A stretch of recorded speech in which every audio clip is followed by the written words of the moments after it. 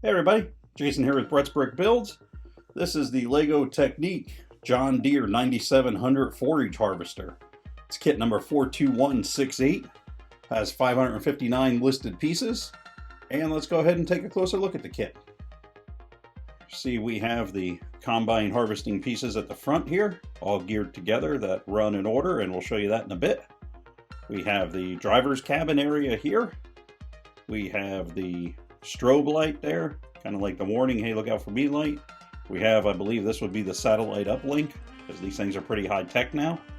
We have the chute, which after things are harvested through here, they go in through there, and then you have this big container in the back, and then they harvest so much, and then they shoot it out into the truck, or sometimes they'll actually be doing it just like right in real time, and they'll be moving along, and they'll be exiting out of the chute or into the hopper being towed and the tractor next to them.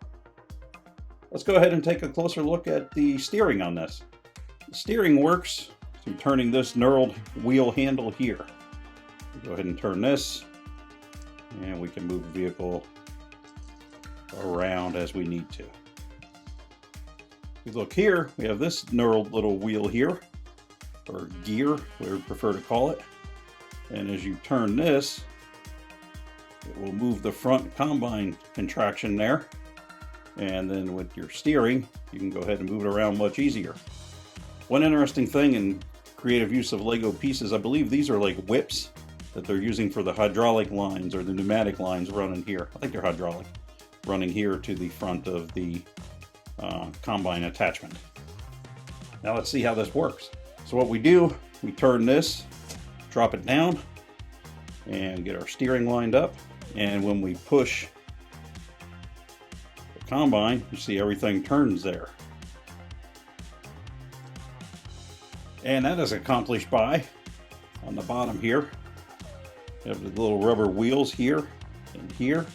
And those create a friction which turns this gear, which rolls up the line, and that was what allows the rest of the gears to combine and move as one.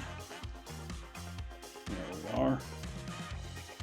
Go ahead and lift up again, and then we're fine to move the rest of it around.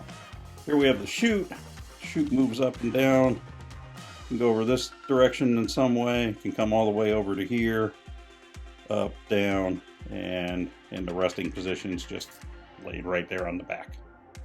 We also have here, if you can see in the cabin, that we have a minifigure size seat and steering wheel. We also have rear view mirrors on both sides of the vehicle. Now, if we only had a minifigure that we could put in there, that would work.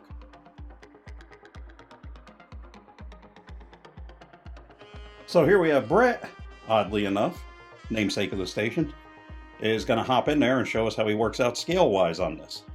So there we have Brett in there, sitting in the driver's seat.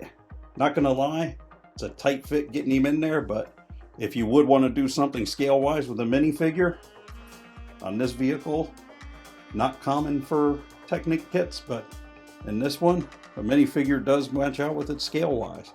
So you do have that play option with this size kit. One thing I do want to point out is in the instruction book on page 119, step 160 shows you to put in 1, 2, 3, 4, these 5 red pins with the stud on them for attaching.